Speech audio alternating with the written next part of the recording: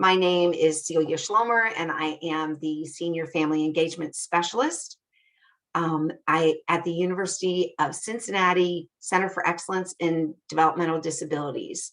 We are housed at Cincinnati Children's Hospital, and I am a Charting the Life Course ambassador and coach, and part of the project lead partners of the Family Resource Network of Ohio, who is charged with sharing this framework and tools across the state of Ohio and ensuring that folks understand what it is, understand the power of its use, and have access to learning how to use it, and engage in really rich conversations about where and when, and very importantly, why you might choose to use it. In the previous session, we talked about, I want to review very quickly what we talked about. We talked about the importance of Charting the Life course in this idea of integrating supports and services in a way that really allows families and individuals to fully participate in the communities where they live or as members of any community that they choose to be a part of. And so it really is about looking beyond service spaces, service delivery models, and really looking at what life they want with the people they want to spend it with the people they care about in the community and spaces that they want to be in. In addition to that, we talked about Charting the Life course and its role in holding up the concept of a person-centered plan and person-centered planning. This idea that we always want the person at the center of the work, but it also very much, as we talked about, talks about the person within the context of their family and recognizing that family isn't just blood related, it is also chosen family and people that care about us, our village, people that help us get to participate or help us join into places and spaces that we want to be a part of.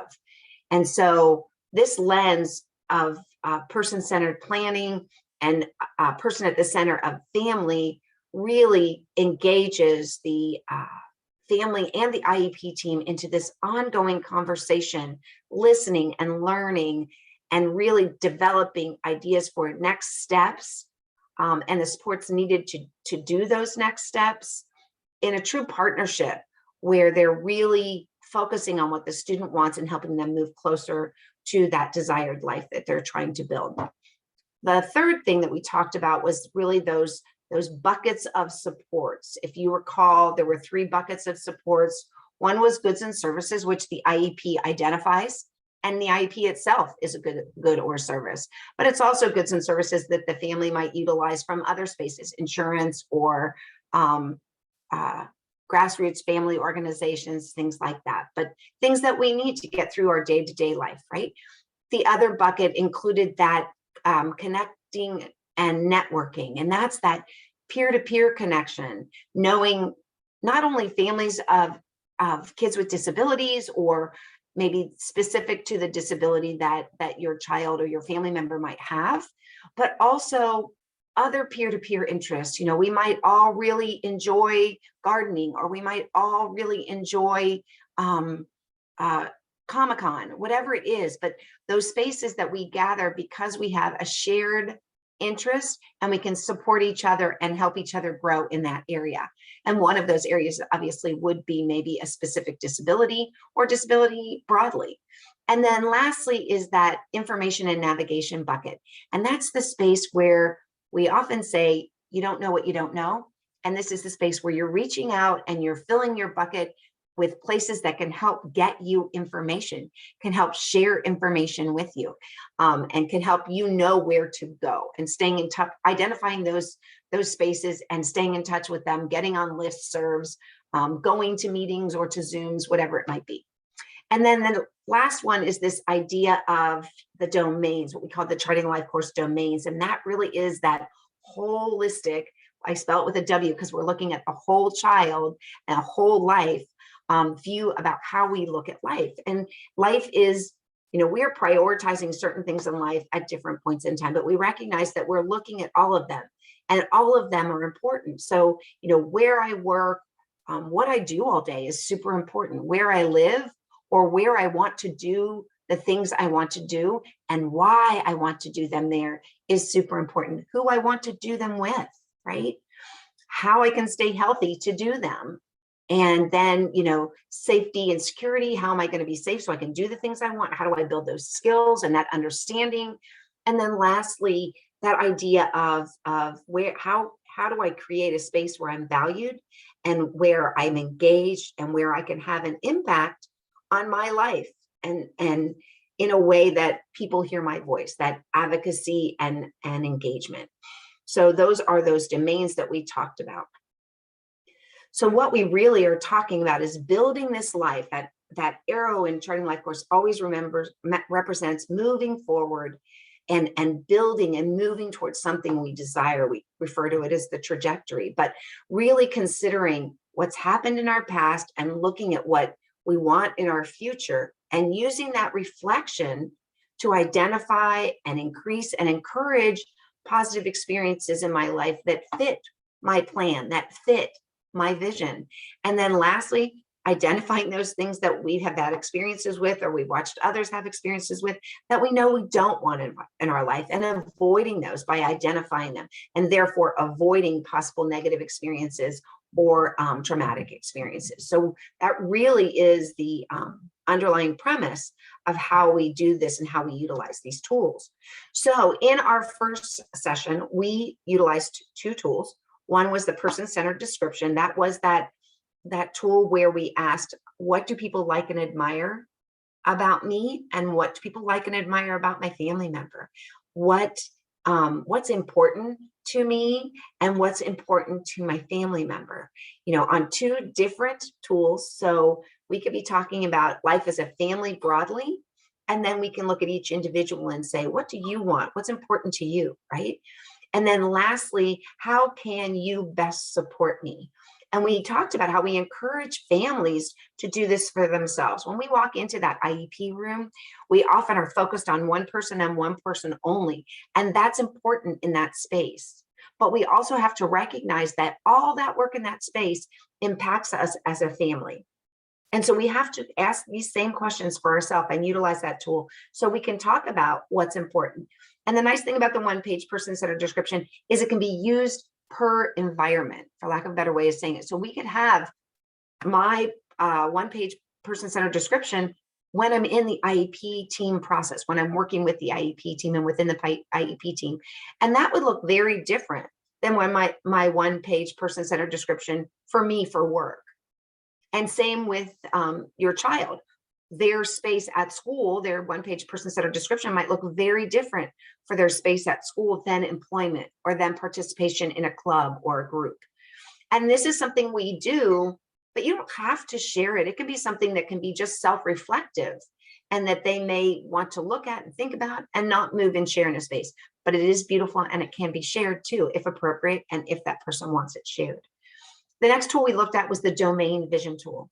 And that tool looked at settings, goals and priorities in each domain. So you could look at that holistic view, and you could do it for a short period of time, a long period of time, but really saying, what do we see that person's life in employment looking like?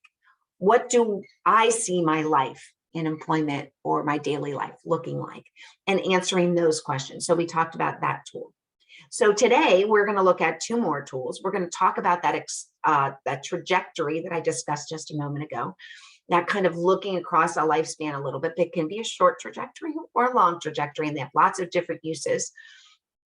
We can look at the trajectory in two different ways, just a broad wondering, or we can look at a real planning trajectory, and we'll get into that deeper today. And then the last tool that we'll look at today is going to be that integrated support star, and we'll talk about what that is.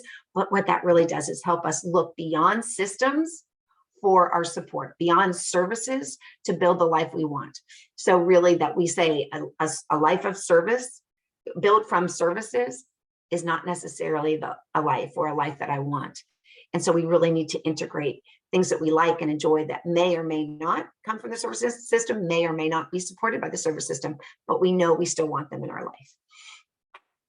So core belief of Charting the Life course is that all people and their families have the right to live, love, work, play, learn, and pursue their life aspirations in their community, right? That really is at the core of everything we talk about, and something that we remind ourselves regularly. pointing out again that it doesn't say all people with disabilities. It says all people. This is what everyone wants and everyone's entitled to. And we don't want to lose that lens for our kids when we do the work that's necessary within schools or other places, but especially within that school space is what we're talking about today. And I love this quote, and this is going to kind of guide our conversation today. When you take a moment to write a vision down, it has a way of becoming your true north. And that really is, I mean, when you think about it, that's what an IEP is. We're really writing down what we believe as a team should happen in the next year, and it should then become your true north.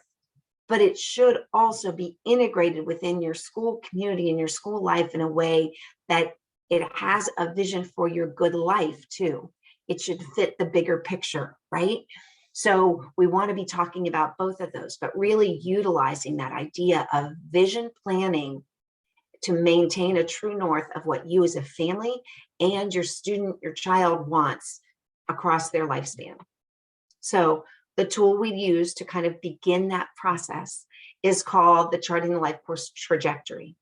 It helps us set goals. We know that we set and meet goals. We build self-determination, self-awareness, and confidence. And when we are sitting in a space of confidence, especially in school for a child with disability, we know great things come.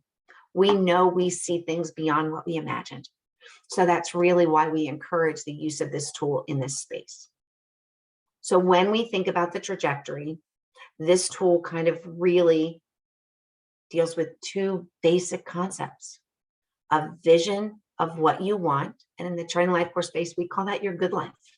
What is your good life? If someone asked you that today, what would have to be there for you to know you have a good life? And listing that out and thinking about that. We also look at what we don't want.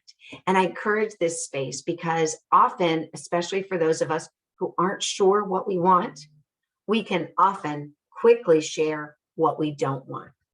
And so we need to really look at this and kind of see that relationship, that correlation between what we want and what we don't want.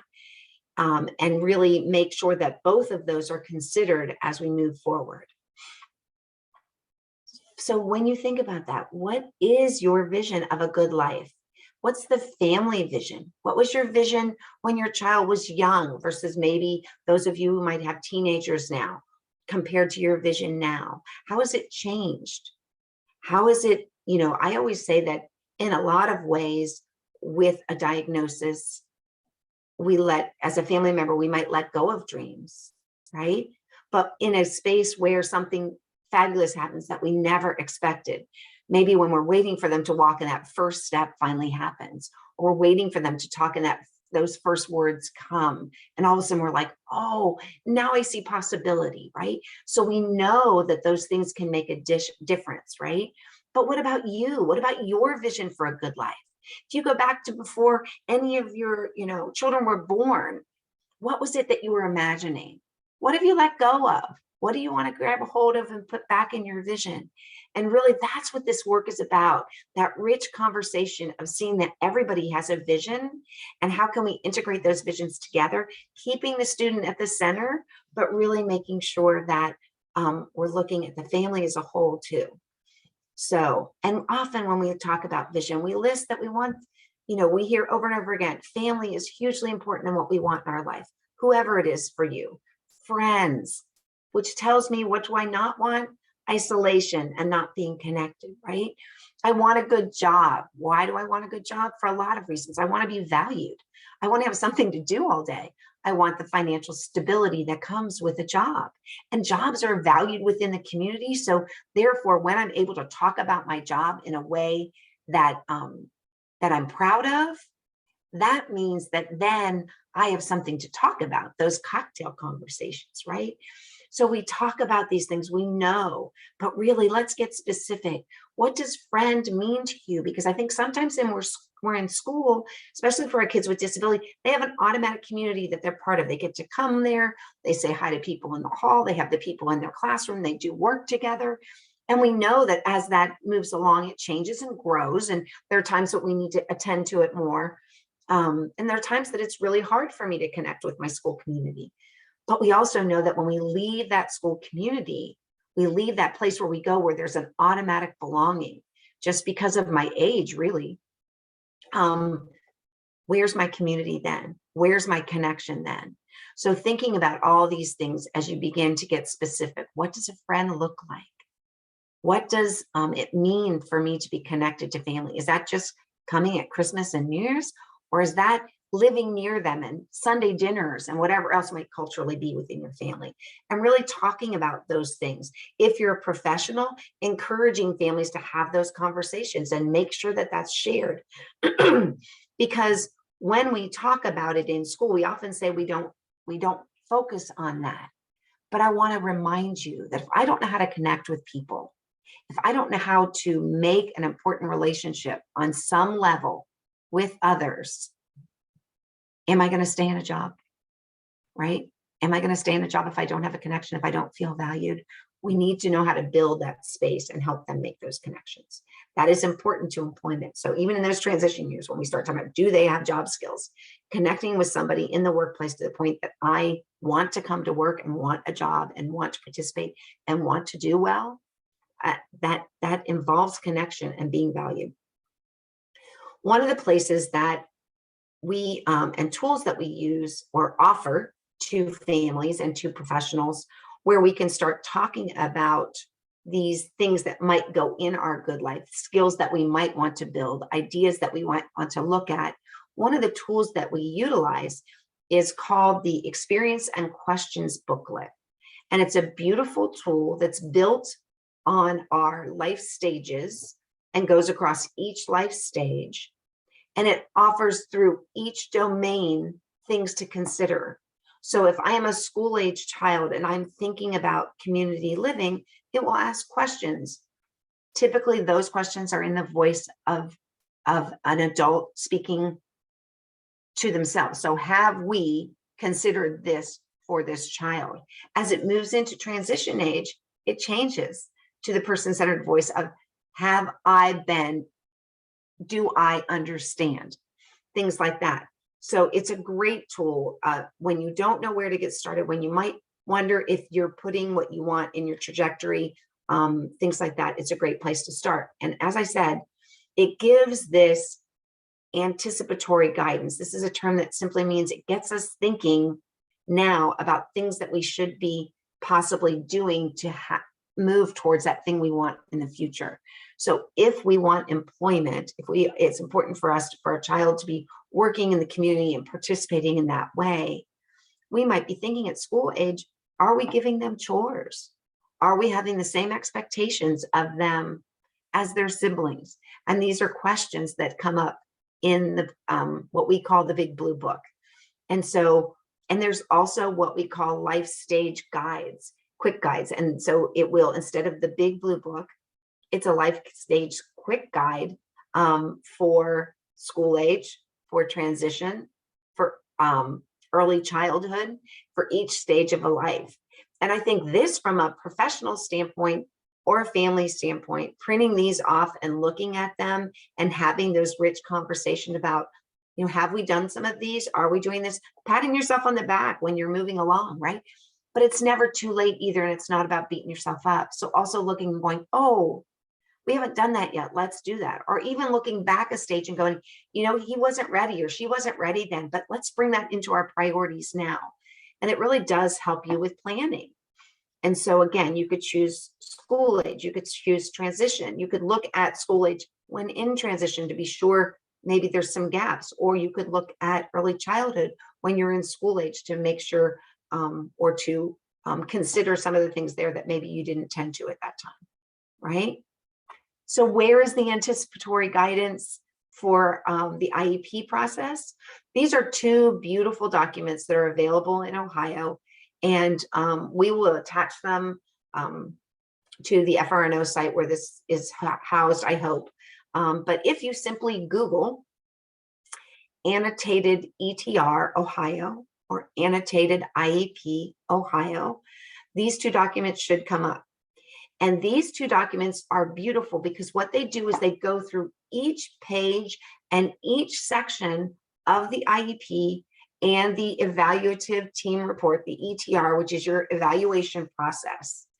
And it talks about what teams should consider going in each one of these sections. What should I be asking myself prior to? What should we be talking to families about? Where might I get my data? All those things. So it's really nice to know this and have that anticipatory guidance of, if I wanted this to be included in the IEP, where might it go?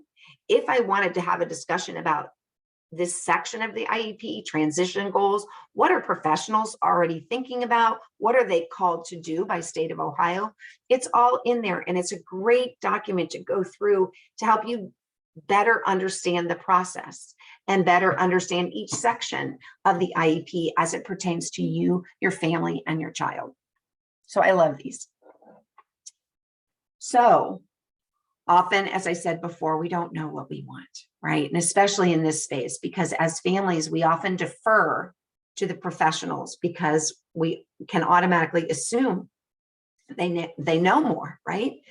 But we also need to not diminish what we bring to the table as a family or what we know about our child. And sometimes in all the things that are thrown around in that meeting and with the swiftness that that meeting goes to get it done and get that document completed, we lose sight of our vision. I can't tell you how many times I left an IEP meeting, was like, I wanted to say this, and I wanted to say this, and I wanted to tell them this, and this was so important, and I forgot, right? But we can guide that idea of what we want ahead of us by identifying what we want to avoid, right? So often, as a person who supports families in the IEP process in general, I'll hear phrases, transition age families of kids with transition age will say, I just don't want him sitting at home with nothing to do and no purpose. I don't want her isolated and no longer having access to peers and children her age. I don't even know who can help me now. I don't know where to find help. I have no idea what we want. And not even knowing what we're able to ask for. And then that idea of not working on those specific goals strategically and really tracking them to support the broader vision that we have as a family, right? So those are things that very much could be utilized or talked about as you develop this trajectory. But always keeping in mind that visions are not built out of what we have, what systems have to offer. They're really supposed to be grown out of what people want, right? And that is the premise of the IEP. We're not growing a vision. That's why that document starts with a future planning statement. And that really is for the families to identify the vision they have for their child. So take the time to really think about that space. It's your voice. It's the first place you get a voice. And it's right there at the top, at the very beginning. How do you see your future? And I always encourage families, a beginning future statement of right about now, maybe in a year or two, and then ultimately, as I leave the school system, what would I look like?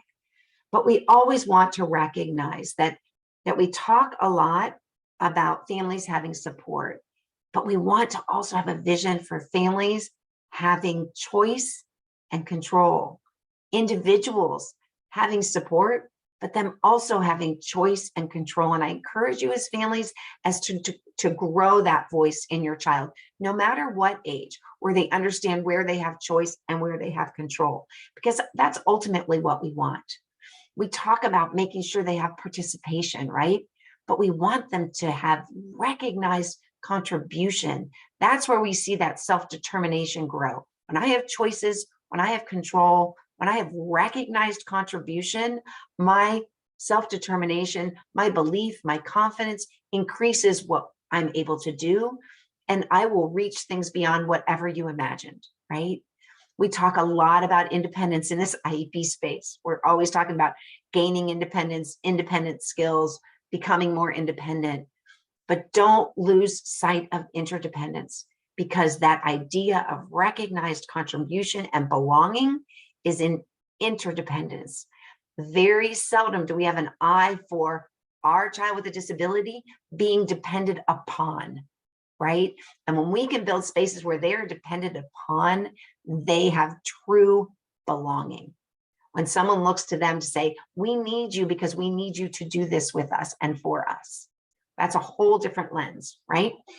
Inclusion, we talk about inclusion, but when we have that level of interdependence and they need us, and we've found the space where we are able to contribute, we have true integration into community and belonging.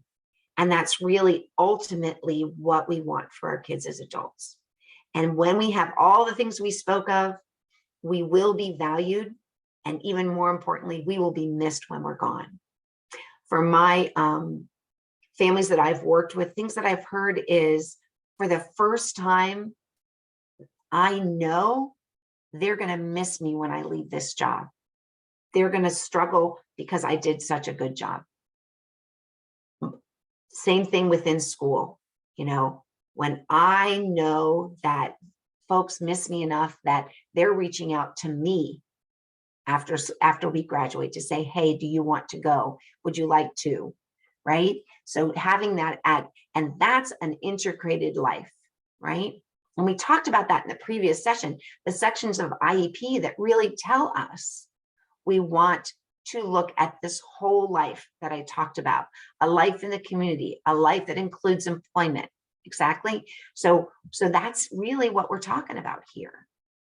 So that vision and a trajectory for a good life, as I said, there are common things that we all want. Go deeper as you look at this as a family. Go deeper as you support a family looking at this. It will give you so much information that can then be utilized within the IEP in different spaces so that you can build this vision, this team vision, this partnership of where we're really trying to get by graduation. And the two tools that I talked about, I just wanted you to visually see them, are the planning trajectory and the exploring. This one back here is the exploring. As I said, it's just those two boxes. What's possible? What could we even think about for the 4th grade year, for junior high, for transitioning into school age, for graduation and beyond? And then here is the planning trajectory. And that really is saying, not only what do we want, what's this vision? So you might utilize this tool and then move it over here. And then what we're going to do is you put it in these two boxes and you go over to the left two boxes and you reflect. What have we done really well in the past that's heading us to everything we said we want in here? What were the game changers for us moving forward, right? For my daughter, there were several steps in here that were absolute game changers, right? And then what is it that we're trying to avoid? Those things that happen that you're like, oh, and your feet are knocked out from under you, or little things that you're like, you know what? Putting her in a pull-out classroom didn't work. She needed to do it with her typical peers and have that generalization happening at the same time, or not having access to a social skills class, or not thinking about the spaces where that one-to-one would begin to step to the side so that she or he could grow their skills. Things like that would go over here, right? And then maybe there's things that the school wants to add or talk about that didn't work for them, or that they really feel like helped their process with you. And that would be on their trajectory, and the others would be on yours. And then, of course, always remember you want the students. And then you can look and find common spaces, right? You can say, what are we all agreeing to? And let's focus on that, right? And then you can identify those next steps in here. And those next steps, you want to make sure go into your IEP planning team meetings, right? You want them discussed at your IEP meetings. And by going through this process, it's going to bring you to a sense of confidence in these two places before you develop that next IEP, potentially. Or even before you plan for that next ETR, or maybe before you meet about a functional behavior assessment, or maybe, just maybe, think of how powerful this would be if you find yourself in a manifestation determination meeting or in a disciplinary hearing of sorts. If a student could take an exploratory trajectory into a disciplinary hearing, What a beautiful tool that would be for them to advocate and discuss things for themselves. So that's what we're going to talk about next, bringing that voice into the process. So when you look at the ETR or the IEP, how can we utilize that trajectory information? So in the ETR planning form, there's information from the parent, sharing that trajectory, what we want, what we don't want, what we've done, what we've tried, what hasn't worked, is going to be a beautiful discussion as you begin to think about what you want to look at in that evaluation. Informal assessments. The Charting the Life Course trajectory could certainly be utilized as an informal assessment for social emotional work or for transition, places like that. It could definitely be something you could offer for an informal assessment. It also could go into background information that the child's utilizing, that they've set goals. I've seen lots of different ways this is worked into this process, and it just changes the confirmation or the conversation, and it makes that conversation prior to evaluation richer, which can do nothing but make that evaluation richer and more informative.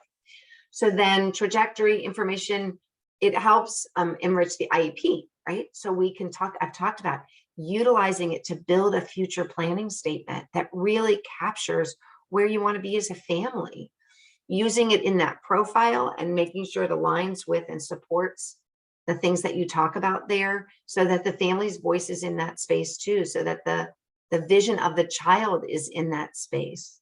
It can be utilized as within the transition plan.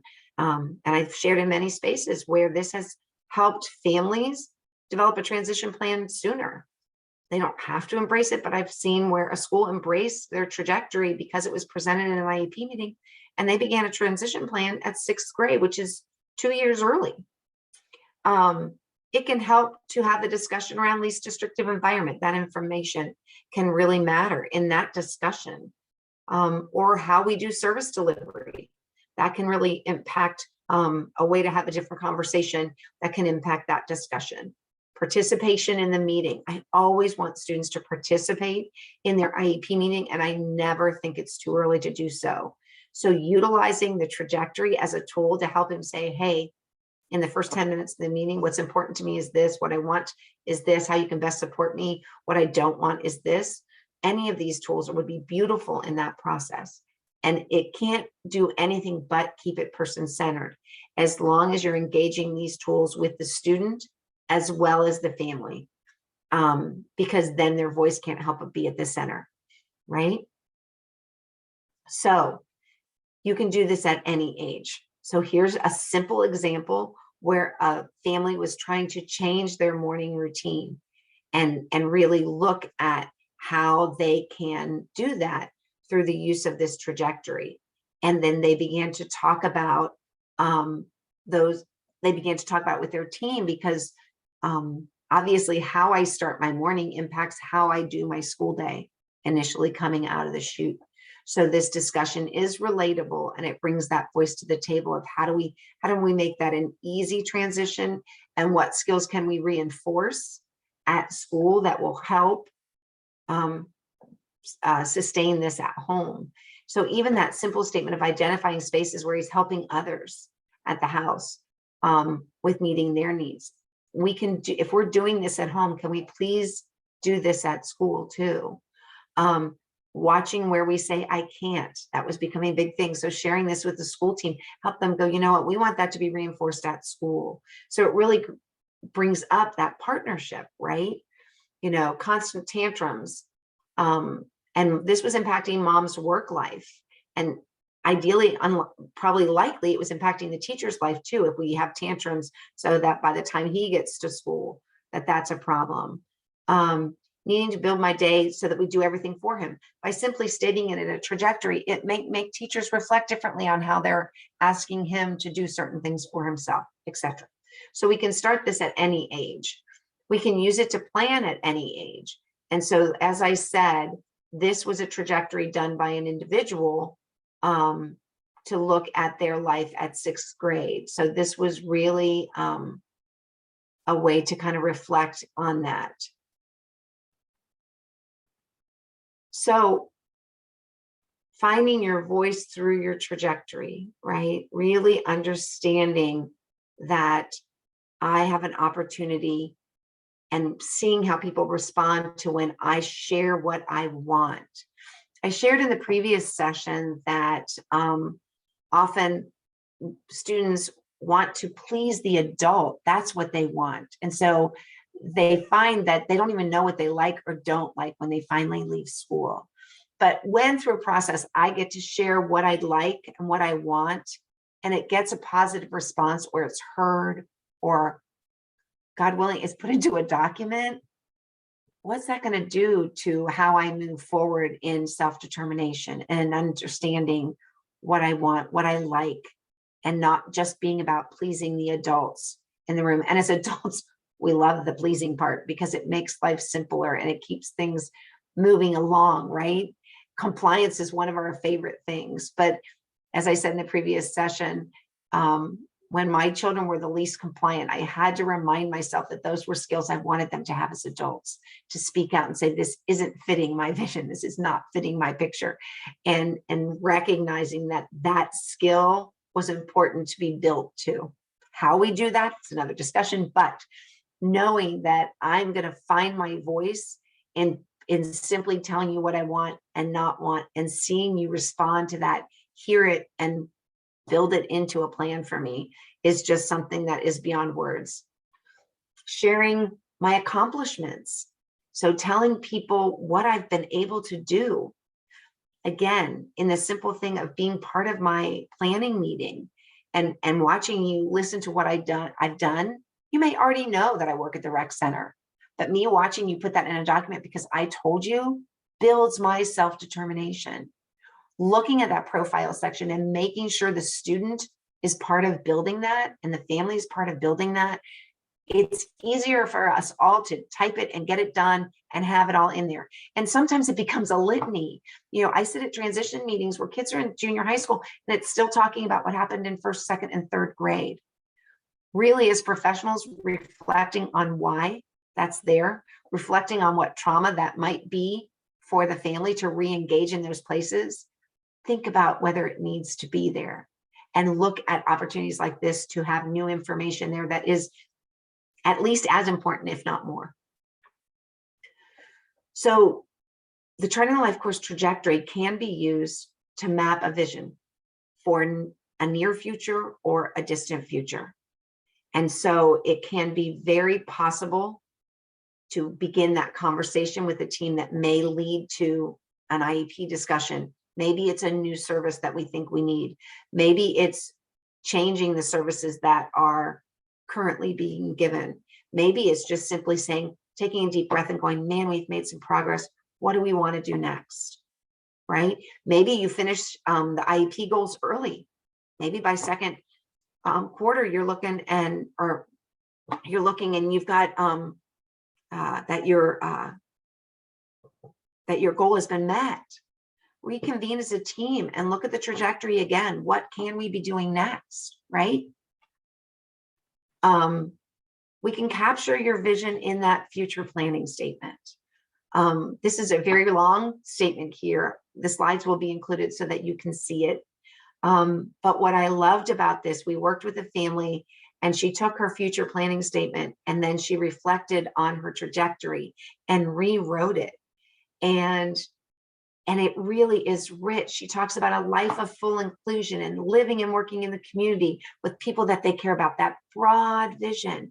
But when you look at the end, it says we're looking for the academic goals and efforts to maintain their current gains in reading. So that's very specific to kind of right now, and to support their collaboration to sustain a gap of no more than 2 years below grade level until graduation. So we looked tiny and then we went broad, right?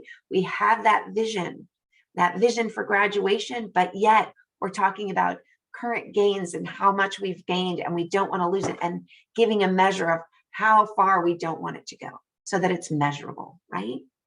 So beautiful thing, beautiful thing. So capturing your vision, you could do it in the present levels of academic achievement. You can do it in the present levels of functional performance, all parts of the IEP. Present levels related to post-secondary. in parent concerns. And it doesn't have to be in all these places. Don't overwhelm your school, but find a niche that says, can we put it here? Could we talk about this here? It brings you ways to bring your voice into that document. Describing the characteristics of the child's disability and how it affects involvement. It can be utilized in strengths. It can be utilized in academics in different ways. Talking about developmental needs, functional needs, and how they relate to the child's disability. So all of those are ways that we can put that into the trajectory. So here's a trajectory that we can look at real quickly to talk about how we might capture the vision from this trajectory into some of those spaces, right?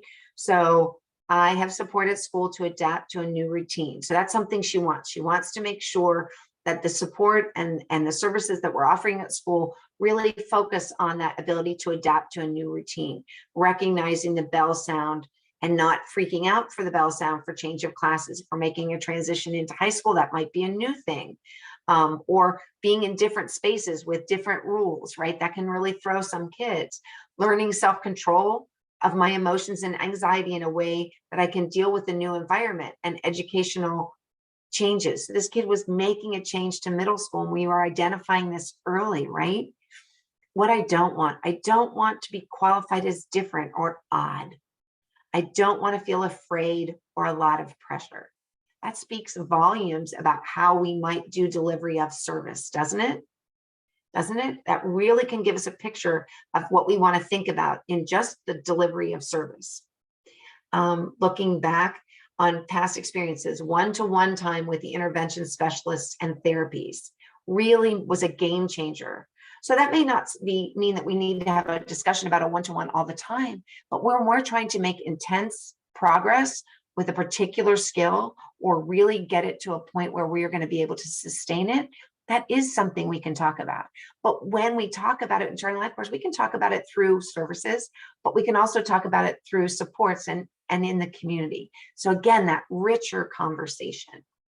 So when you look at it in this type of way, so we're going to look at present levels of academic performance. You can say the present levels of academic achievement, what was important to them was that one-to-one intervention support. So you see it there. So when you talk about in the IEP present levels of academic achievement, one-to-one support is something we can utilize, whether we build it as an automatic service across every environment, or if we just know how to best support me when I'm struggling, this might be something to be in a go-to and have in your pocket, right? Present levels of functional performance. We saw conversations about behavior and anxiety and routine. We talked about, my relationship with my peers and not being seen as odd.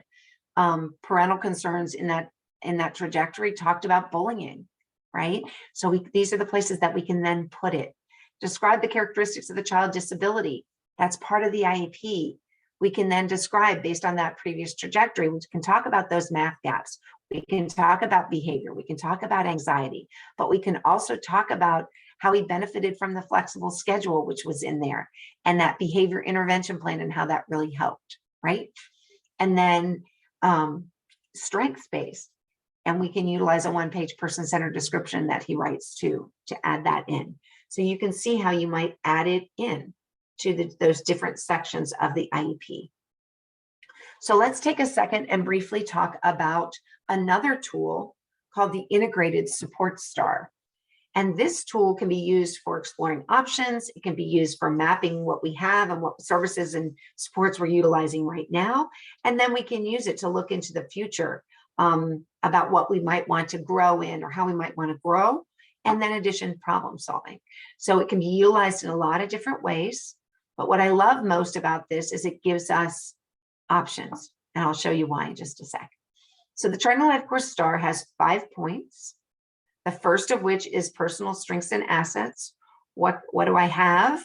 And what do I need to learn about or practice towards my intended future planning statement? So when we're looking at it in the context of the IEP, what are those skills that I have and what skills do I need to build if my future planning statement says this is where I want to end up, right? And whether that's for a year or 12 years, or maybe you've got one for now and you've got one for graduation, however you decide to do that. And I tell you, it doesn't have to be even that picture. I've done charting the life course trajectories and stars for students who have been on partial hospitalization and are moving back, and really making sure that we have the legs of the supports for the whole child as a team, because we know in those situations we need those additional conversations, and this is a great way to go deeper in those conversations. So relationships, am I finding ways to connect and grow relationships at school? And then am I spending time doing things I enjoy with people I care about, both at school and at home? And am I taking those school relationships and connecting to home? And who am I truly connecting with?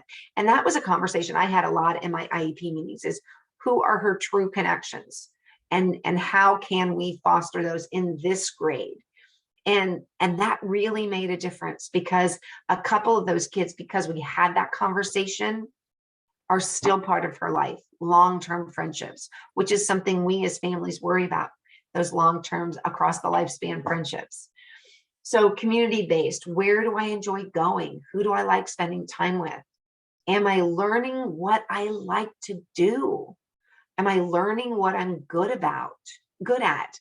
And so again, those conversations, number one, are going to be impactful in me connecting to my school community. When I feel a sense of belonging in a community, I perform with them and for myself better. So my mental health is going to have as much of an impact on whether I meet my IEP goals. My sense of connection and belonging is a big part of my mental health as a child in school. And if you as a team want me to succeed as a child along the goals of my IEP, that is hugely important, and we can't ignore it. Technology, am I finding ways, and am I learning technology? And sometimes this is delayed for our kids for a lot of reasons. That includes skill, that include skill building, that include safety and other things. But as long as we're having the discussion of where we want them to be in the long run, and how we can, as a family, feel safe with them utilizing technology, as an individual, see them build skills that allow them to be safe, etc., then we're moving along a trajectory. And then we can have things that we know in adulthood we want them to have, right? We want them to be able to grow relationships. And the internet, especially in COVID, has been a way that we could do this safely. So families kind of had to change how they viewed connection on the internet and how they might support their child in having those connections, right?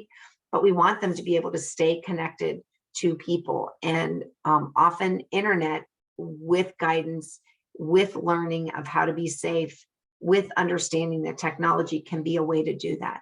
But I also encourage you to have a school team conversation around technology. Ohio is committed to utilizing technology with individuals with disability to help them have better adult lives. So your child thinking about having an eye for technology in their growth or their IEP process is going to be very meaningful if they are able to connect to those adult supports and services. And if they can't connect to formal services in that area, there's so much everyday technology that allows families to access a level of independence and interdependence, both of them. And so learning that technology safely and having an eye for that growth is hugely important. And so I encourage that conversation. If you want to have a deeper conversation about building school skills about your child, you can always ask for a technology assessment for your child, and where those spaces are that you could focus through the IEP process on technology to improve their access to the curriculum, to improve their ability to show what they know. Eligibility specific, that's that corner of the star that allows you to utilize supports from systems, right? His IEP goes in that corner. Whatever services he gets goes in that corner. We always encourage that you do that eligibility corner last, and that you've looked to each of those things he's eligible for, or maybe there's been some things that you wanted them to be eligible for and they weren't, and look to those other 4 points of the star. Enhance whatever he's got here in those 4 points of the star, and then also enhance maybe something that they didn't have access to, right? So each one of those corners of the star is something that can move you towards that. Oops. So what we've got is those 5 corners of the star, building a place for support and a place for maybe possible services, right? And we can talk about those. There's also a split star where it shows you both what you have now and allows you to brainstorm about what you might want moving forward. But always when you utilize the support star, you want to know your why, and your why goes at the center. And your why might just be, I want to know what we have for Claire. So you're going to put Claire's name at the center and just really look at what personal strengths and assets she has, what relationships she has, what she accesses in the community, etc. Please remember that we always encourage you to utilize these tools on yourself first. You will never understand the tools better and with more intensity than if you utilize them on yourself. So my encouragement is your why for the first time is you, supporting you, making sure you have the supports you need. It's the old airline oxygen mask conversation that we all know so well, of taking care of ourselves so that we can care for our family. So looking at you in the center of this star is perfect opportunity for beginning this work when you don't know where to start, because it will give you so many ideas when you reflect on your own experience utilizing any one of these tools, right? So trajectory, any of them, I encourage you to use them on you first. Can't say that enough. So we can use it to map services and supports. This is a young man named James, and these are the things that James in his life right now as I think he's now a high school sophomore, if I'm not mistaken. This lists his strengths. It lists his relationships of people that support him, how he utilizes technology, what services he gets, and what he accesses in the community. And this has been, when I listened to his mom reflect back on this, for her, just doing this simply reminded her of how much he has, right? Because we often work from that deficit model in our heads, because sometimes, to be honest, as a systems person, systems demand knowing what we can't do and what we don't have. But it reminded her of some of the really good work that she's done and they've done as a family, and that James has done for himself and taken the lead on and the guide on. So I love this for mapping. We can map within a domain. If you feel like right now the discussion about employment is bubbling up, maybe you're moving from early childhood into school age for the first time, and you want to make sure they have friends, and you're worried about that connection in school so that you can build relationships in the community. This is a way to do that. You can put that domain as a focus. A lot of times it gives because they are visual tools, it gives a great visual to identifying gaps, right? So you can see this particular star without reading a word.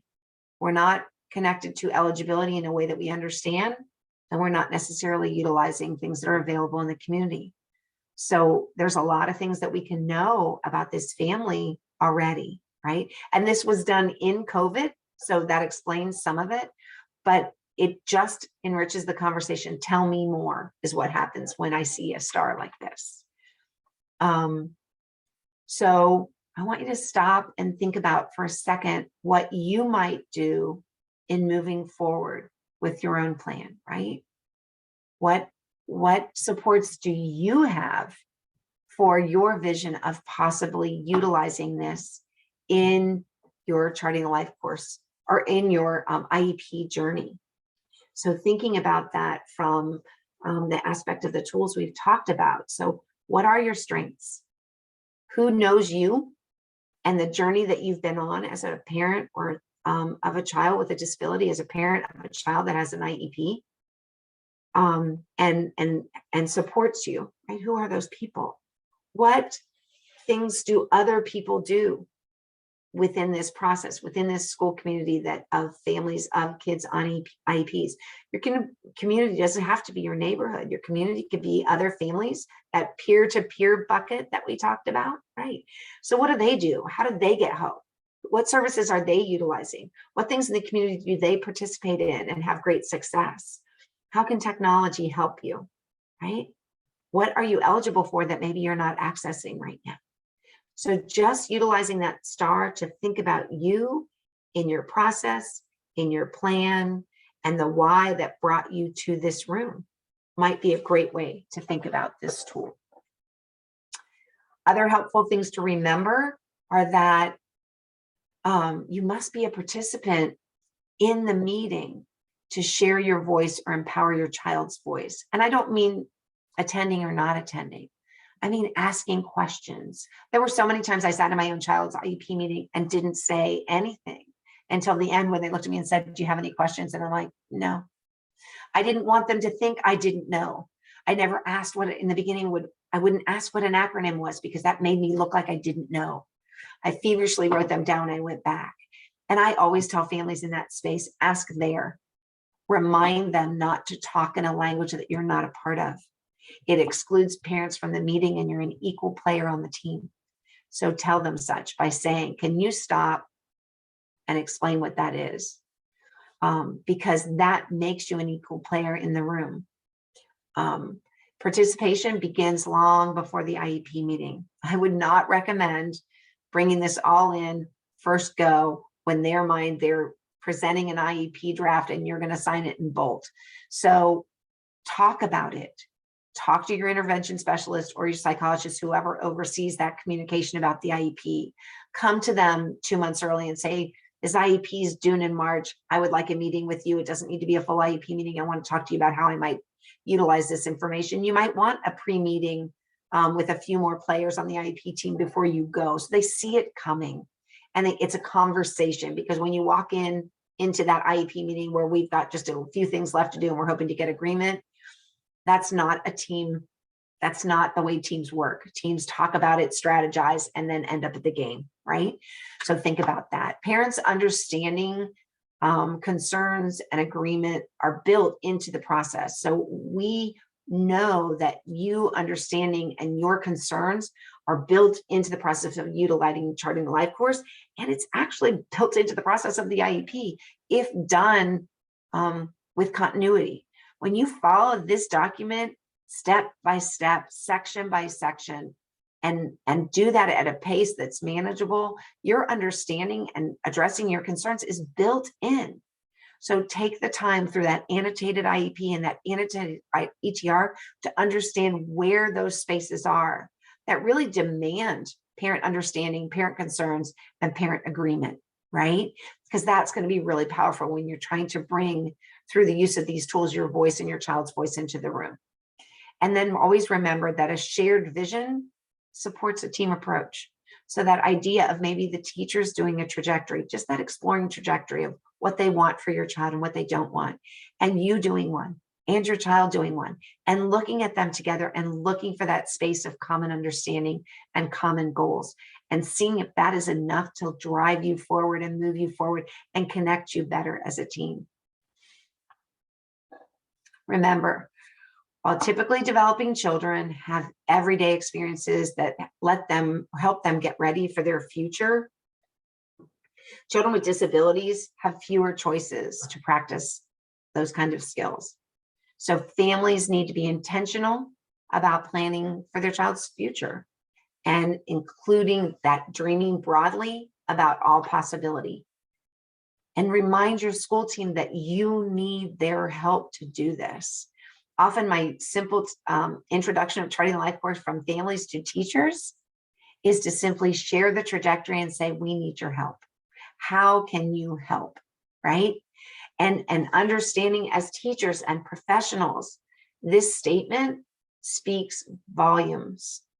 And so the work moving forward with your students, I invite you to be intentional with families and really seeing your impact on the child's future. And this paperwork does not make that easy. IEP paperwork does not make that easy. So I encourage you to find a space where you can do this, learn more, bring this to one family as a professional and see where it fits. It can be brought in the room in either space. And we're doing some great work in Ohio for educators and for families. So please keep connected to Family Resource Network of Ohio and get on our contact list so that you'll hear about those opportunities, because this space is growing in Ohio. My last quote is my favorite. For me, charting the life course made it less about the meeting and more about the vision. And I think that's really the intent of the IEP, is having a vision for access and for accomplishment and for growth and for closing that gap between a child and their typical peers. And if we keep that vision at the forefront of our conversations, it will be less about the way those meetings feel and what we have to get done, and more about what we're trying to accomplish. So remember, through these 2 sessions, you've been introduced to the idea that we always want to be person-centered. We want that person to be at the center of every conversation in whatever way we can. We want always to be considering that person within the context of their family.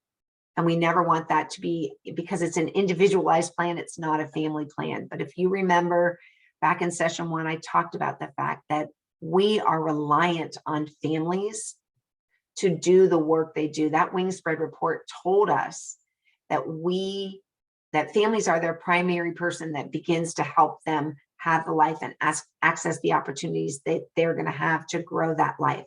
And we, as a developmental disability system, as an education system, as even an employment system or otherwise, we are dependent on those families. So please always keep a view of that family in your lens and that person within the context of their family. We want to be looking at that whole life of a child. We are not about employment. We are not about safety. We are not simply about any one of these, health, any one of these. It is all of them. And certainly some are going to be priorities over others at different points in life, but always having a lens for what it is that we're trying to accomplish in each of those areas makes for a fuller, better life. We can always utilize those 3 buckets. Remember, if it doesn't sit in the eligibility or in the goods and services bucket, there's 2 other buckets you might be able to utilize. So don't lose hope. If for some reason you have asked for support or a service and you're not getting it, while you're engaging to continue that conversation with your school team, look to see where you can find more information and navigate different systems to possibly get that help or get knowledge on how to go back to your school team. Utilize that peer-to-peer bucket. How have other people met this need, or how have they had different conversations with their school team? So remember, your buckets are always there. Remember those points of the star. We always want to put strengths and assets first. Recognize relationships that you have that might help you get what you need or want, or the support that you need or want. Don't forget to utilize technology. We've all learned that better than ever, how to do that. So do use that as something that can enhance your strengths and your assets. And then what does everybody utilize in the community who doesn't get this connection to disability services? How do they do it? How do they get that need met? And maybe that's an option for you. And then lastly, we look at eligibility, because what we say is a life of eligibility is not necessarily a full life or the life that we want. So we are moving along across life stages. We always want to move in an upward direction towards that what you want box, and always having that as a vision. What I love about these tools and working with them and actually writing it down is the muscle memory, the intentionality that it creates. It's beyond something I can tell you. I've never looked back at a trajectory that I've written.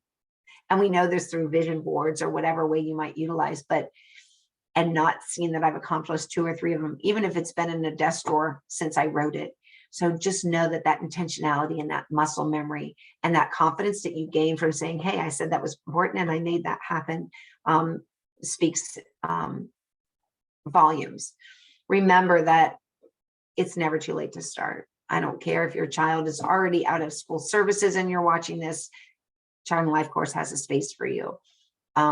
If your child is just beginning school, I encourage you to start it. You might not feel a need for it, but that muscle memory, if you can start creating this way of thinking as part of your day-to-day life, it will become so natural to you that some of those experiences that people describe to you in the IEP meeting may not even happen for you, and that might be a really good possibility.